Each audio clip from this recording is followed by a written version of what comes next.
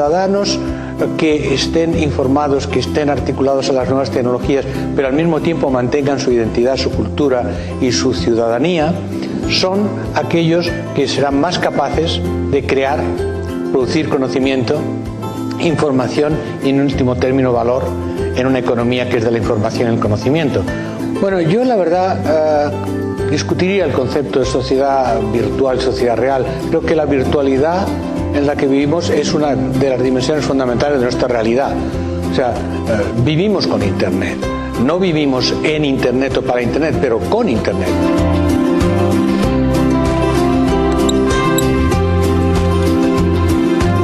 We're in a moment of time in which our society is undergoing profound and prolonged change. Technological change, cultural change, economic change, political change, and education has to prepare kids not for the world that was, but the world that will be.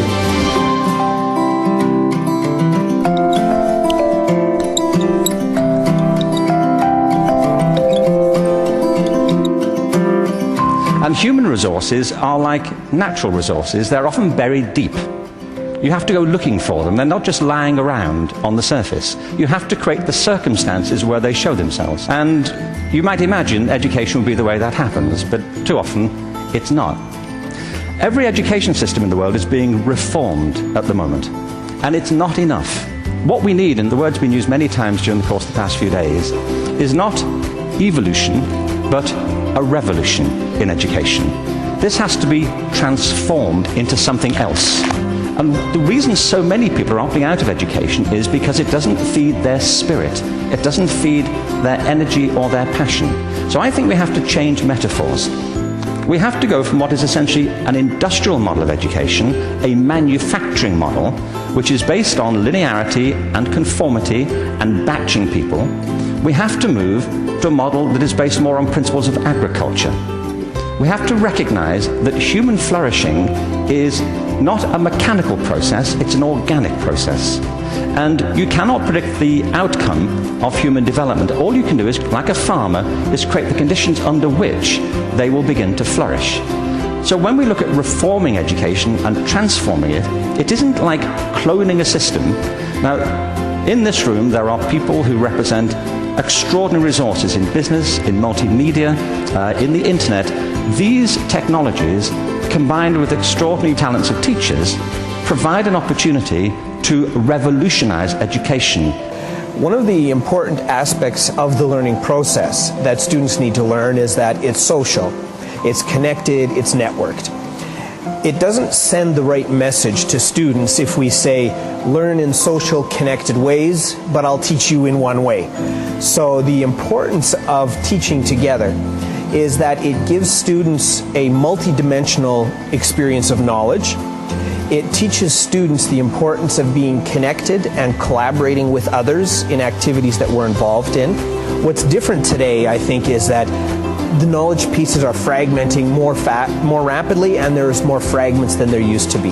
So what used to be, let's say, a 200-page textbook might today be a 5-minute video on YouTube or a 10-minute lecture on a different site. So the knowledge pieces are smaller now than they perhaps were in the past. But the interesting thing is, once your knowledge pieces become smaller, there are more configurations available. So if you have 5 pieces of information, you can connect them a certain number of ways. So that's where we need to test the validity of the knowledge coherence that we're making.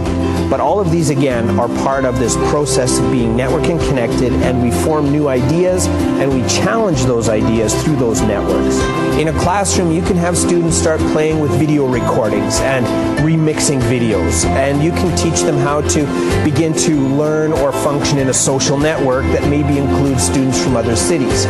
Now, none of these things mean you have to change your curriculum yet. These are all systems that allow you to change the teaching and learning process.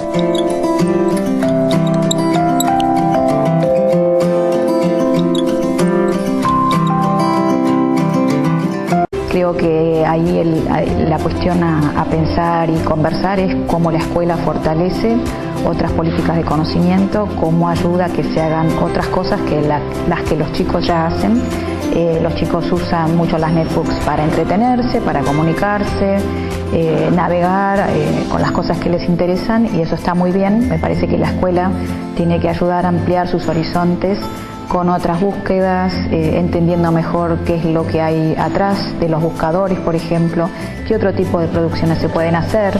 Si yo hago, no sé, un remix, hago un video, bueno, cómo ese video puede dialogar con otras producciones culturales, cómo puede dialogar también con las disciplinas de la escuela, bueno, como la historia, la sociología, la economía, la geografía me ayudan a pensar mejor el mundo en el que vivo, o el mundo natural también. Yo puedo tener muchas cosas a mano, pero si no sé que existen, no las busco. Entonces ahí, si nadie me muestra que valen la pena, que me dicen algo para mi vida, no las voy a ir a buscar. Entonces sí creo que es en eso el lugar de la escuela sigue siendo el mismo en otras condiciones, que es el de poner a disposición conocimientos, lenguajes, ayudar a enriquecerlos.